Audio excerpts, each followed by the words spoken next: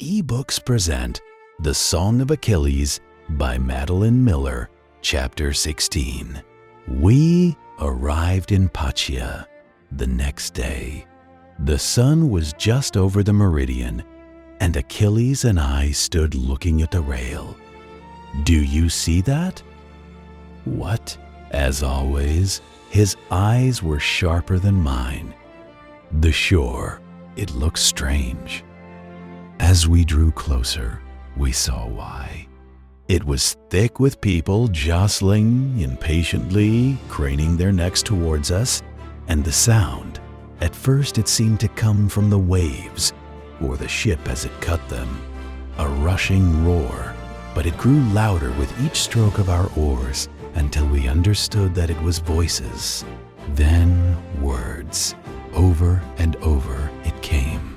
Prince Achilles, Aristos Achaeon. As our ship touched the beach, hundreds of hands threw themselves into the air, and hundreds of throats opened in a cheer. All other noises, the wood of the gangplank banging down on rock, the sailors' commands, were lost to it. We stared in shock. It was that moment, perhaps, that our lives changed. Not before in Syros, nor before that still on Pelion. But here, as we began to understand the grandness, now and always, that would follow him wherever he went. He had chosen to become a legend. And this was the beginning. He hesitated, and I touched my hand to his, where the crowd could not see it. Go, I urged him. They are waiting for you. Achilles stepped forward onto the gangplank, his arm lifted in greeting, and the crowd screamed itself hoarse. I half feared they would swarm onto the ship, but soldiers pushed forward and lined the gangway, making a path straight through the crush. Achilles turned back to me, said something. I could not hear it, but I understood. Come with me. I nodded, and we began to walk. On either side of us, the crowd surged against the soldiers' barrier. At the aisle's end was Peleus, waiting for us. His face was wet, and he made no attempt to wipe aside the tears. He drew Achilles to him, held him long before he let him go. Our prince has returned. His voice was deeper than I remembered, resonant and carrying far. Over the noise of the crowd, they quieted to hear the words of their king. Before you all, I offer welcome to my most beloved son, sole heir to my kingdom. He will lead you to Troy in glory. He will return home in triumph. Even there, beneath the bright sun, I felt my skin go cold. He will not come home at all, but Peleus did not know this yet. He is a man grown and God-born, Aristos Achaeon. There was no time to think of it now. The soldiers were beating on their shields with their spears. The women screamed. The men howled. I caught sight of Achilles' face. The look on it was stunned, but not displeased. He was standing differently, I noticed, shoulders back and legs braced. He looked older somehow, taller even. He leaned over to say something in his father's ear, but I could not hear what he said. A chariot was waiting. We stepped into it and watched the crowd stream behind us up the beach.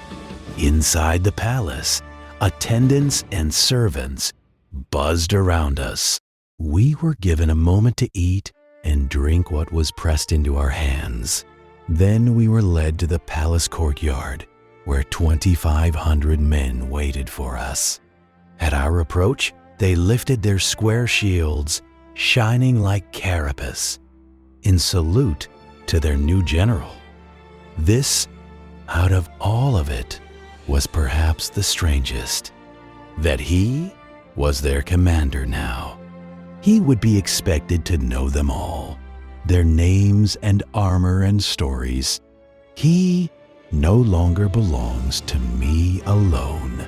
If he was nervous, even I could not tell.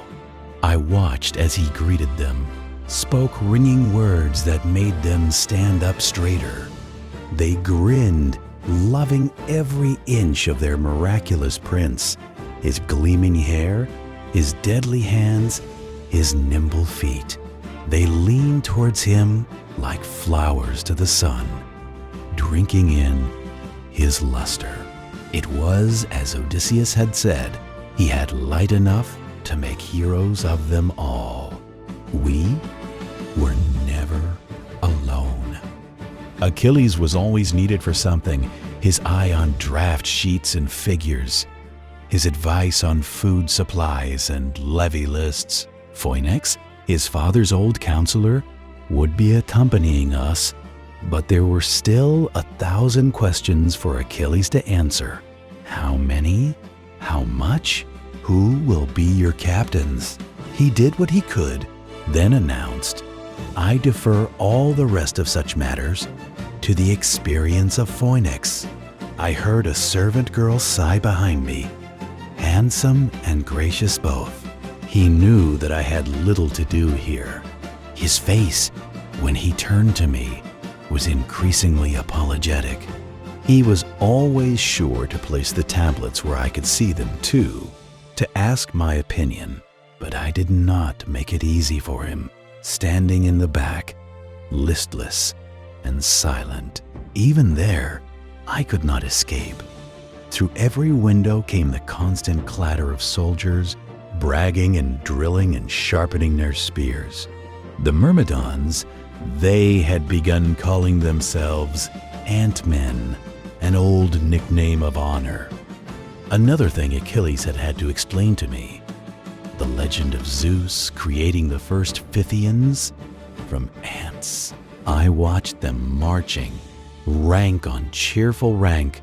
I saw them dreaming of the plunder they would bring home and the triumph. There was no such dream for us. I began to slip away. I would find a reason to linger behind as the attendants ushered him forward, an itch or a loose strap of my shoe.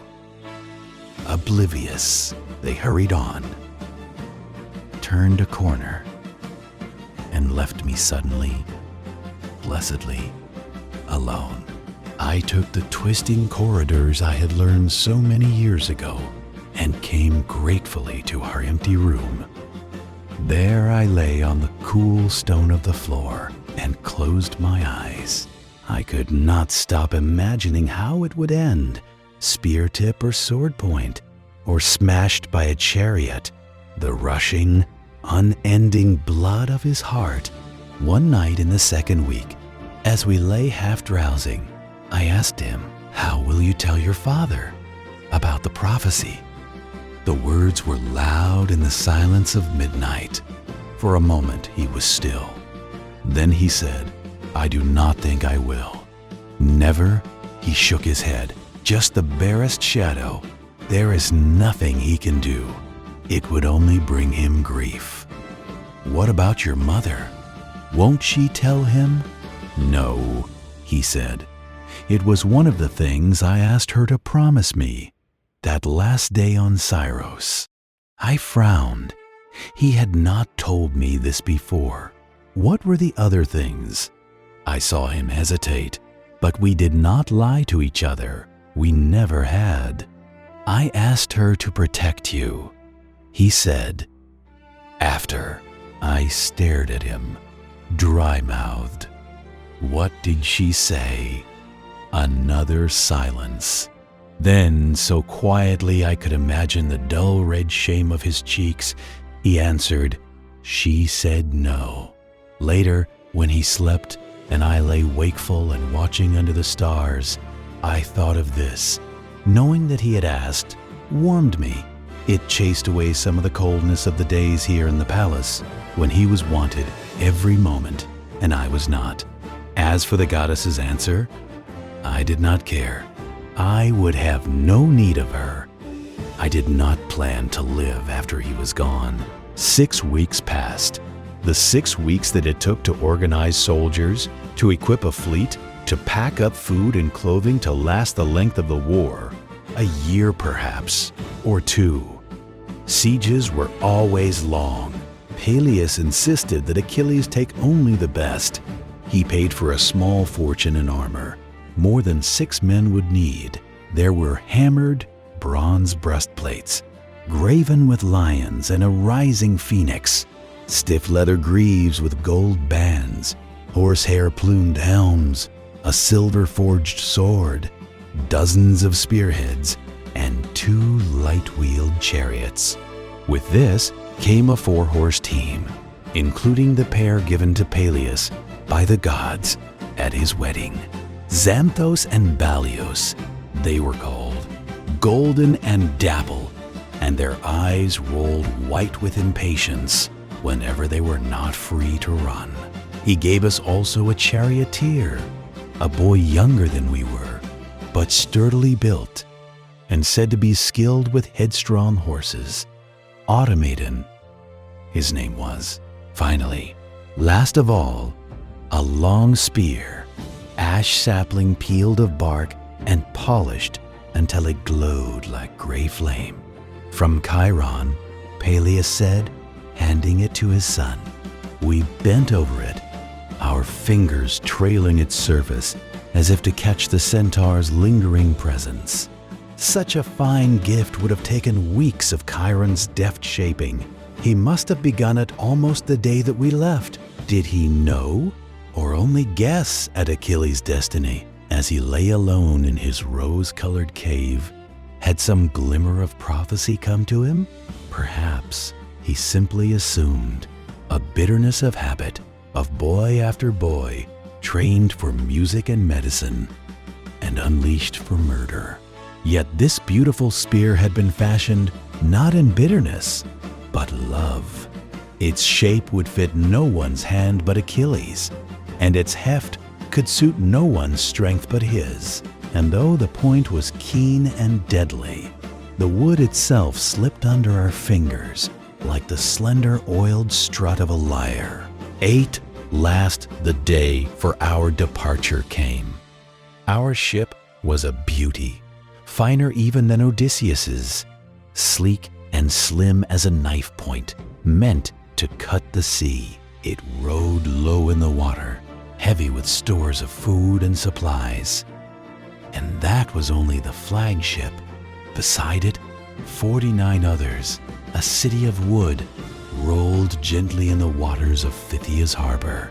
Their bright prow pieces were a bestiary of animals and nymphs and creatures half in between, and their masts stood as tall as the trees they had been.